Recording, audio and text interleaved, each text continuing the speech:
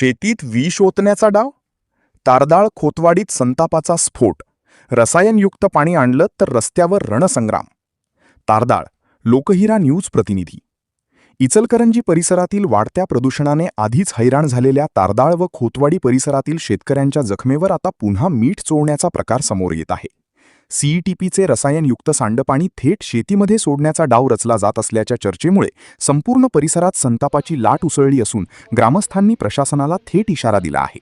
शेती उद्ध्वस्त करण्याचा प्रयत्न केला तर आंदोलनाचा ज्वालामुखी फुटेल. पंचगंगा नदी प्रदूषणाचा प्रश्न गंभीर बनलेला असतानाच काही मंडळी उद्योग वाचविण्याच्या नावाखाली विषारी रसायनयुक्त पाणी शेतात वळविण्याचा घाट घालत असल्याचा आरोप ग्रामस्थांनी केला.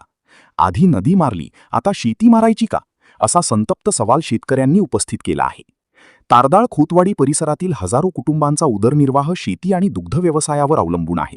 मात्र रसायनयुक्त पाणी शेतीत आल्यास जमीन कायमची नापीक होईल, विहिरी दूषित होतील, जनावरांच्या पाण्याचा प्रश्न निर्माण होईल आणि संपूर्ण ग्रामीण अर्थव्यवस्था कोलमडेल अशी भीती ग्रामस्थांनी व्यक्त केली.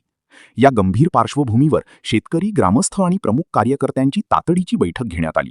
बैठकीत एकमुखी ठराव करत सीईटीपीचे विषारी पाणी गावात पाऊल ठेवू देणार नाही असा इशारा देण्यात आला.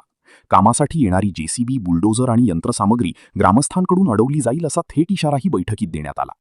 काही संतप्त ग्रामस्थांनी तर प्रशासनाला थेट शब्दांत सुनावले. शेतकऱ्यांच्या जीवाशी खेळ करणाऱ्यांना गावात फिरू देणार नाही. जबरदस्तीने काम सुरू केल्यास तीव्र संघर्ष उभा राहील. विशेष म्हणजे यापूर्वीही ग्रामस्थांनी सांडपाण्याच्या विरोधात जोरदार आंदोलन छेडले होते. तरी देखील पुन्हा त्याच पद्धतीने रसायनयुक्त पाणी आणण्याचा प्रयत्न होत असल्याचा आरोप करत नागरिकांनी प्रशासनावर तीव्र नाराजी व्यक्त केली आहे. लवकरच गावसभा घेऊन अधिकृत ठराव मंजूर करण्याची तयारी सुरू आहे.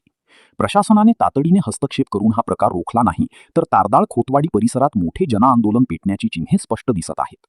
अशा बातम्या पाहण्यासाठी लोकहिरा न्यूज चॅनलला सबस्क्राईब करा, लाईक करा, शेअर करा. तसेच www.lokiranews.com ला भेट द्या. धन्यवाद.